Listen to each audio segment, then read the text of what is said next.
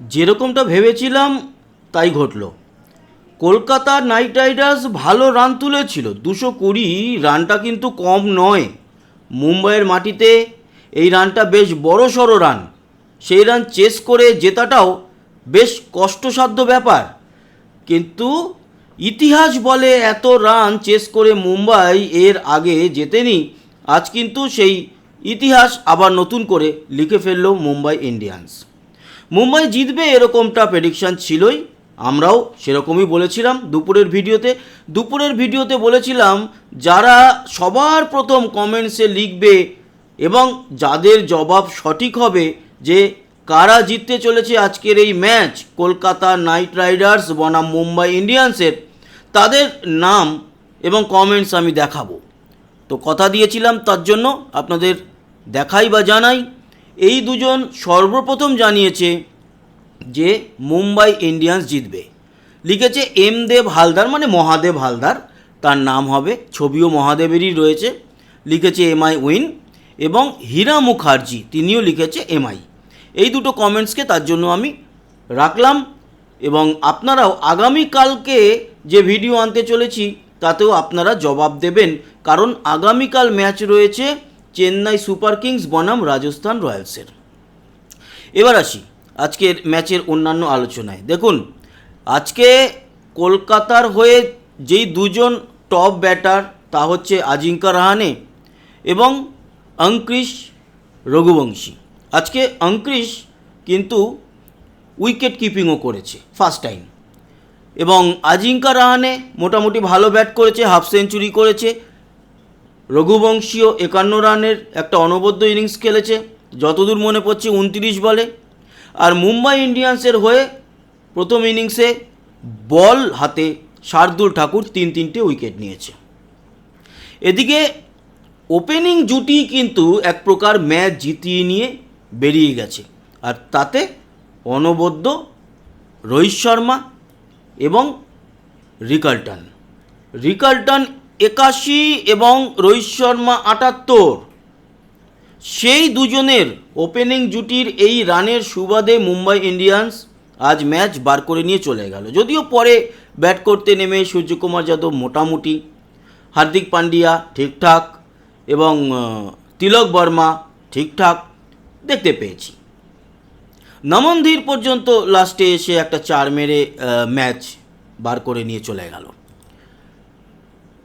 এবার আজকের এই যে ম্যাচ, সেটা ছিল হচ্ছে মুম্বাইয়ের ওয়াংখেড়ে স্টেডিয়ামে।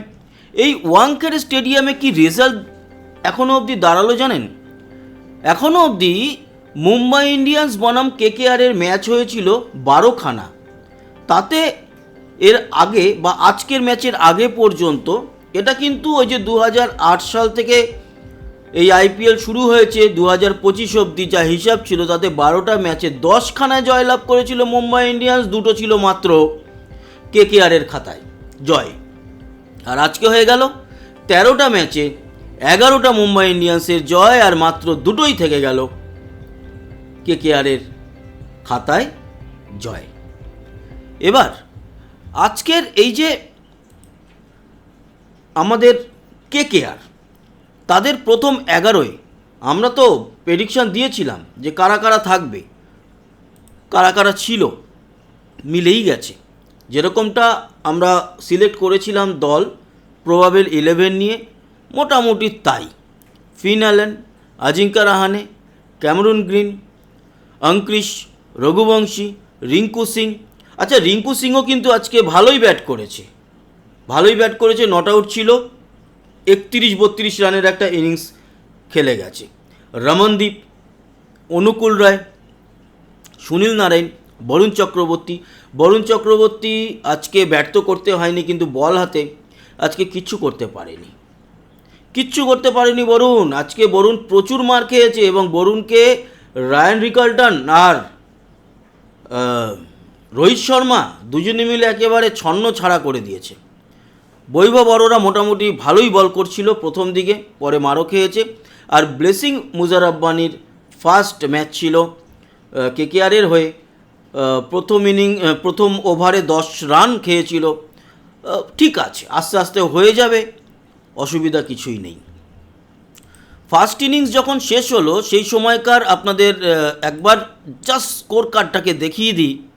সেই সময় আজিঙ্কে রাহানে 40 বলে 67, 17 বলে 37 ফিন অ্যালান, 10 বলে 18 গ্রিন এবং রঘুবংশী 29 বলে 51 আর রিঙ্কু 21 বলে। রমনদীপ 4 বলে 4 রান করে নট আউট ছিল। এই দুজন যখন 20 ওভার শেষ হয় 4 উইকেটে 220 রান তোলে কলকাতা নাইট রাইডার্স। আর শার্দুল ঠাকুরের কথা বলছিলাম, শার্দুল ঠাকুর 3 উইকেট নিয়েছে আর একটা উইকেট নিয়েছে হার্দিক পান্ডিয়া মুম্বাইয়ের হয়ে। শার্দুল ঠাকুর 3টে যে উইকেট নিয়েছে সেটা রাহানের উইকেট, যার ক্যাচ ধরেছিল হার্দিক পান্ডিয়া, ফিন অ্যালানের উইকেট, যার ক্যাচ ধরেছিল তিলক বর্মা, আর গ্রিনের উইকেট, যার ক্যাচ ধরেছিল রাদারফোর্ড। এই হচ্ছে গিয়ে দেখতে পাচ্ছেন এরকমভাবে রান উঠেছে 20 ওভার পর্যন্ত। তো এই হচ্ছে কলকাতা নাইট রাইডার্সের হিসাব। এবার আসি মুম্বাই ইন্ডিয়ান্স 221 রানের টার্গেট নিয়ে, 220 ওরা করেছিল, 221 রানের টার্গেট নিয়ে যখন খেলতে নামে তখন বা তার আগে থেকেই আমরা জেনেই যাই টসের সময় টস কিন্তু জিতে আজকে কেকেআরকে ব্যাট করতে পাঠানো হয় এবং এই হচ্ছে গিয়ে ছিল 11 প্লেয়িং 11। রোহিত শর্মা, রায়ান রিকালটন, তিলক বর্মা, হার্দিক পান্ডিয়া, রাদারফোর্ড, নামনধীর, শার্দুল ঠাকুর, ময়ঙ্ক মার্কান্ডে, আল্লাহ, গজনফর, ট্রেন্ট বোল্ট, জসপ্রীত বুমরা অবশ্য সাব আউট হয়ে গেছিল, কারণ সূর্যকুমার যাদব ইম্প্যাক্ট প্লেয়ার হিসাবে মুম্বাইয়ের যখন ইনিংস শুরু হয় সেই সময় ব্যাট করতে নামে, তাই তখন সাব আউট করে দেওয়া হয় জসপ্রীত বুমরাকে। এরপর ফুল ম্যাচের যদি আমরা দেখি যে স্কোর কার্ড, তাহলে রিকালটন রান আউট হয়েছে, অনুকূল রান আউট করেছে, 43 বলে 81 রান করেছে, অসাধারণ খেলেছে। এবং অবশ্যই রোহিত শর্মা অনুকূলকেই ক্যাচ দিয়েছিল, বৈভব অরোরার বলে আউট হয় 38 বলে 78 রানের অনবদ্য ইনিংস। এবং এই দুজনের ইনিংসের উপর ভর করেই কিন্তু 224 রান তুলে ফেলে এবং 4 উইকেটেই তুলে ফেলে, 6 উইকেটে জয়লাভ করে Mumbai Indians. Suryakumar impact player হিসাবে নেমেছিল, যেরকম বললাম। রিঙ্কু সিং অসাধারণ ক্যাচ নিয়েছে, বাউন্ডারি লাইনে ত্যাগীর বল ছিল, আর 8 বলে 16 রান করেছে সূর্যকুমার।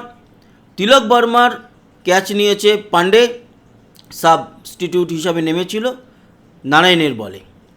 14 বলে 20 রান করেছে তিলক। হার্দিক নট আউট থেকেছে 11 বলে 18 রানের, আর নামানধীর 2 বলে 5 রান করেও নট আউট ছিল। বুমরাকে যেরকম বললাম সাব আউট। 19 ওভার 1 বলে মানে 5 বল বাকি থাকতে এই ম্যাচ কিন্তু জিতে নেয় মুম্বাই ইন্ডিয়ান্স। দেখুন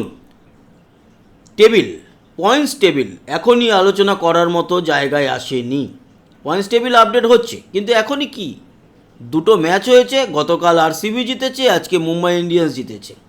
এখন এই দুটো দলই 1 আর 2-এ রয়েছে। রান রেটের হিসাবে দেখতে গেলে ওই যাই হোক না কেন, এখন পয়েন্টস টেবিল নিয়ে আলোচনা করার কোনো জায়গাই বা সময় নয়। অন্তত পক্ষে প্রতিটা 10খানা দল যে 70খানা ম্যাচ খেলবে, তার অন্তত 9খানা ম্যাচ কমপ্লিট হলে বা 10টা ম্যাচ কমপ্লিট হলে, সব দল যখন একটা একটা করে ম্যাচ কমপ্লিট করে ফেলবে, সেই সময় আমরা আলোচনা করব পয়েন্টস টেবিল নিয়ে। সর্বশেষ একটুখানি আমরা যাব সামারিতে, সেখানে দেখব যে আজকের প্লেয়ার অফ দ্য ম্যাচ কে হয়েছে। বাকিগুলো নিয়ে তো আমরা আলোচনা করেই ফেলেছি, এগুলো আপনারা দেখেই নিয়েছেন। প্লেয়ার অফ দ্য ম্যাচ অবশ্য এখনও আসেনি, আর প্লেয়ার অফ দ্য ম্যাচ কখন আসবে জানিও না, অনেক রাত হয়ে গেছে, প্রায় 11:30 পৌনে 12টা প্রায় বাজতে চললো। আমার মতে আজকের player of the match Shardul Thakur এদিক থেকে থাকলেও রোহিত শর্মা বা রায়ান রিকালটন, আমার মনে হয় রোহিত শর্মাই হয়তো, আমার মনে হয় আজকের প্লেয়ার অফ দ্য ম্যাচ হতে পারে, এটা আমার মনে হচ্ছে। আর ছোট্ট একটু আলোচনা বাকি আছে, সেটা আগামীকালকের ম্যাচের উইন প্রবাবিলিটি, সেটুকু শুধু আলোচনা করব। তারপর আগামীকাল মানে 30 তারিখের যে সন্ধ্যেবেলা 7:30 থেকে ম্যাচ রয়েছে, সেই ম্যাচের সম্পূর্ণ আলোচনা আমরা করব কালকে।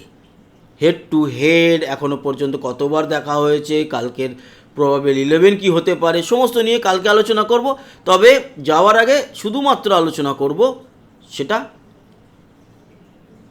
কত পার্সেন্ট জেতার চান্স কোন দলের। তো দেখে নিই।